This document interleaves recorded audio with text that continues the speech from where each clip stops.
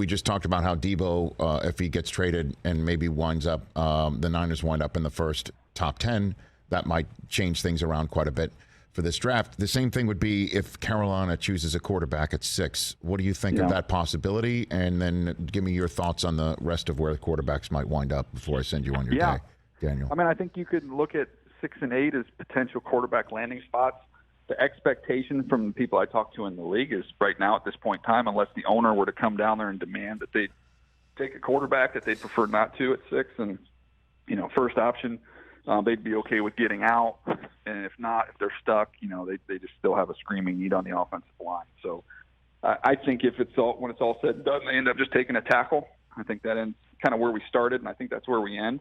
With them, the challenge is they don't pick again to the 4th round, so they're kind of out. That's a lot of frequent flyer miles that they've collected to go look at all these quarterbacks, not to come away with any of them.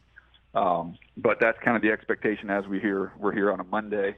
Atlanta is a possibility, but they have a huge need at wide receiver, and there's the popular opinion around the league is that they're going to try and build up their roster and then insert the quarterback after that. So they're a long ways away.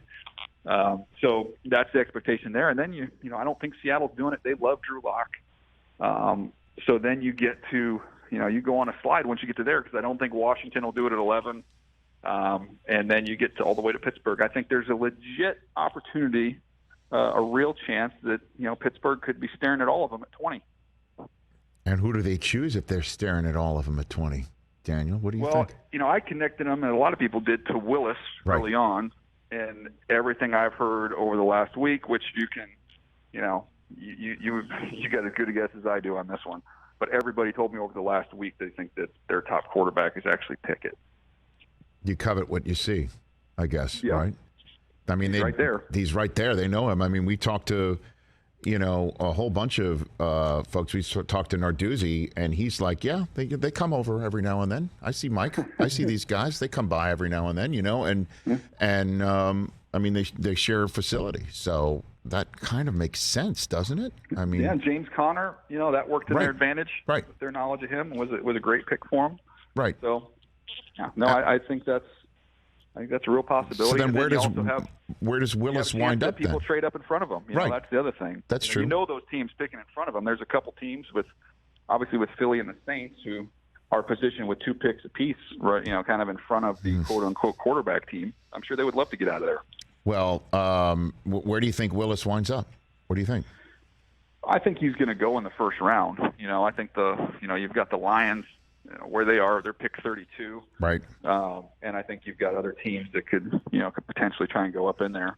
I mean, what if I don't know. I mean, you could throw out infinite scenarios, but, if you're the Carolina Panthers and say you're sitting there at 6 and you're like, you know what, we really like Willis, but we need a tackle desperately. Let's just go ahead and let's just take the tackle. Mm-hmm. And then all of a sudden you get down there to pick, 28, 29, I should say, with the Kansas City Chiefs. And do you say, you know what, we really like him. Let's just trade next year's one, and we got the tackle and we get the quarterback. Makes sense, man. I love this. This is going to be great. This is going to be great. We can do this for hours, Rich, and it's a good thing because I think we're sitting next to each other for a very long time. Yeah, and no doubt. And as you know, when the Philadelphia Eagles select, for the love of God, our friend Gio, the podcaster, needs a linebacker, right? Howie Roseman. That was one of our favorite moments of the comment. Button for Gio. Hey, you watched all the way to the end. Thanks for that. Watch more right here.